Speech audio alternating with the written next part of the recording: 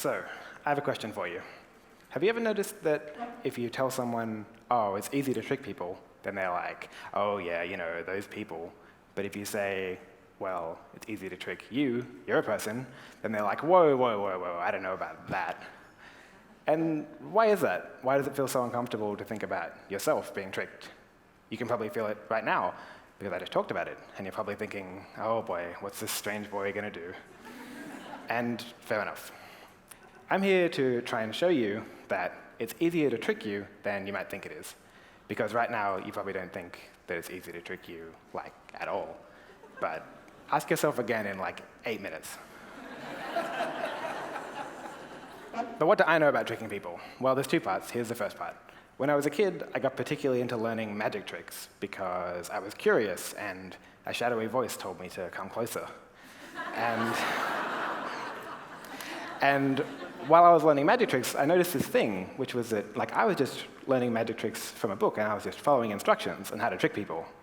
And it was working. And, like, the first time it worked, I was like, whoa, whoa, no way that works every time. I must have got lucky. But then it just kept working. And I was like, you know, I would follow the instructions, and someone would get tricked, and they would love it. And I was like, really? You can just follow instructions on how to trick people, and it works? That's amazing. How has nobody taken over the world with this yet? But then it turns out that people try and take over the world by tricking people all the time, because it's not just magic that uses tricking people. As I got older, I ended up studying computer security, or hacking, as the cool kids call it. And while I was learning about hacking, I saw that hackers were using tricks as well. They were tricking people as well. Because hackers, those resourceful scoundrels, had figured out that sometimes the easiest way to get what they want isn't to, like, do some really complicated, fast-typing, upload yourself to the matrix technical thing. It's just to trick somebody into giving you what you want. So, like, hackers will just call someone on the phone and talk to them, or send them an email, and just trick somebody into giving away their secrets or into doing some sort of evil thing. And when I learned about this, I was like, wow, that's amazing. How has nobody taken over the world with this yet? So sometimes people ask me, how did you first get into hacking? How did you first get into security? And, well, I was a teenager, and I was on a family holiday, and we were at this hotel. And when we got there, I, like, tried to connect to the Wi-Fi there, but I didn't know, like, which one to connect to. And I was like, oh, Mum and Dad, like, which Wi-Fi do I use? How do I connect to it?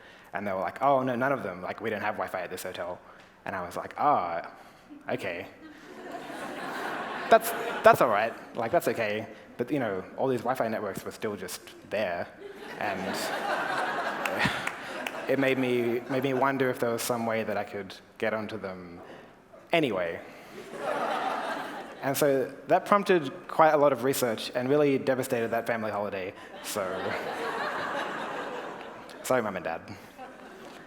So that's how I first got into hacking. And as I learned more and more about it, I kept seeing that hackers were using tricks to get what they want. And that's what this talk is about, showing you that it's easier to trick you than you might think it is, using magic and hacking as two examples. So which one do you want to see first? Which one do you think we should do? Magic? Hacking? Which one do you... No, it's a pre-rehearsed talk. You can't do that. You can't just, like... I don't know. I can't believe you thought that you could... Whatever. So I very conveniently have this cup here, which is exactly what I need to show you the point. And you might be thinking, I also have this ball here, and you might be thinking of the game with the 3 cups and the ball goes under the cup, and you mix the cups around, and you have to find where the ball goes. This is exactly like that, but with 1 cup and 1 ball, so it's not as good. This ball's going to be in one of 2 places. It's either going to be under the cup, like this, or it's going to be in my pocket. So let's do a practice round. Where do you think the ball is right now? So some people are saying it's in my pocket. Those people have way too much faith in me. No, it's right here. It's a practice round. It's called lulling you into a false sense of security. OK, so let's try again. Where do you think the ball is right now? You might be thinking, in my pocket, right? And you'd be right to guess that, because it can't be under the cup, right? Well, actually, no. Actually, it can be under the cup. But don't feel bad if you miss that one, because this red ball is not what this trick is about, like, at all. Because to illustrate the idea that it's easy to trick you when you're not paying attention, While you weren't looking, I put this lime under the cup. Did you see it? Did you see it go? Yeah, so that's how they get you. And just to really send that point home, I've gone to, just to really illustrate the point of it's easy to trick you when you're not paying attention, I've gone to the trouble of doing it a second time. So I hope that helps you. So, yeah, thanks.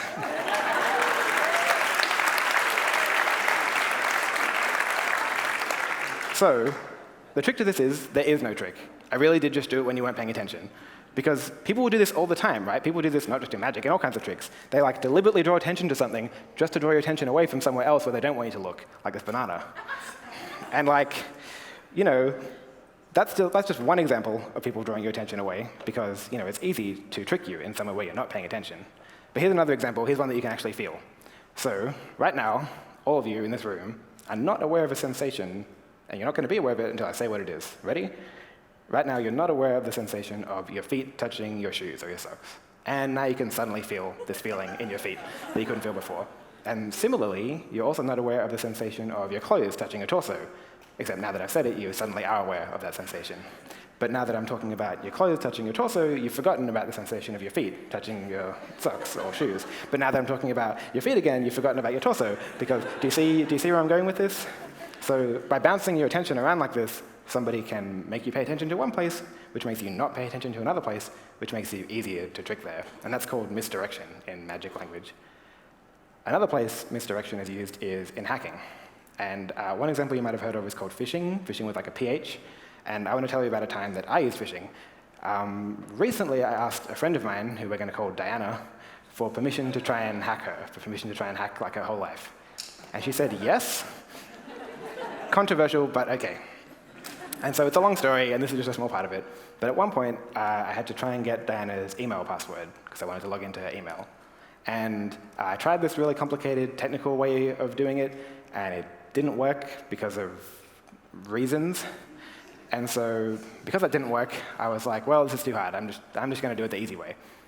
And so the way I ended up getting Diana's email password was with this email. And so it says it's from somebody called Kathleen. It's not. That's fake. It's from me. And it says, hey, Diana, I'm a recruiter, and somebody's listed you as a reference. And can you please tell us, did you work with this person? When did you work with them? Were they good to work with? Blah, blah, blah, blah, blah. Please tell us about this person who said that they worked with you. And then it says, here's the resume so you can learn more about them. And so the reason I sent her this email has nothing to do with recruiting or her employment or anything like that. All I wanted her to do was to click on that click here link. Because when you click on it, it goes to this screen, which is a login screen for Hotmail, because Dan had a Hotmail account. And some of you may have noticed that this is not the website for Hotmail. That's not what the login screen for Hotmail is. Because this is not the real Hotmail login screen. This is a fake one that I made. And all it does is it steals whatever you type into the password box and sends it to me.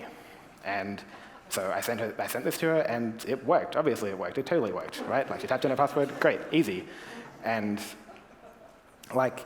you might be thinking, oh, man, this Diana person must be such a bozo for falling for this. But Diana is far from the first person to fall for this kind of thing, and far from the last. She probably just wasn't paying attention to the website name being wrong, because she was thinking about, who is this person that says they know me? Because I didn't really say in the email anyway who the person is. She might have been curious about who it was and forgotten to look at the email, to look at the URL bar. And so since this happens all the time, if it was this easy to trick my friend, you might also be thinking, well, isn't this the kind of thing that banks and big companies would have to worry about, their employees? And the answer is yes, they do have to worry about this kind of thing.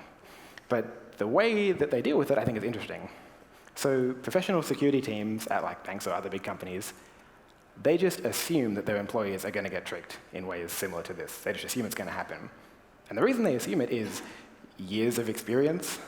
They see somebody get tricked, just like Diana, then they send them to special training where they try and learn how not to get tricked, and then they get tricked again anyway, because you can't actually train yourself out of getting tricked 100%.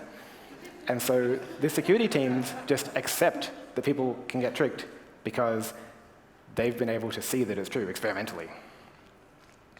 So what can we do about this? Is it all over? Should we just give up? No, I don't think so. You can try and not get tricked, right? In my example, you could try and remember to always look at the URL bar and make sure it's the right website. But the hacker is specifically trying to make you not do that. So it's about how much you try versus how much they try. If you really want a 100% guaranteed way to not have any of your online stuff tricked out of you, you could not use a computer. It's the best I have for you. And then it's really embarrassing when someone's like, hey, what's your email? And you're like, oh, sorry, I'm trying not to get tricked. That's not going to work. What you can do is the same thing as the professional security teams do. You can accept that it's going to happen. And how you prepare for it and what you do after you get tricked, that's what's actually important. Because, everybody makes mistakes, especially when somebody's trying to force you to make a mistake. And it's okay to make mistakes, because we're all only human.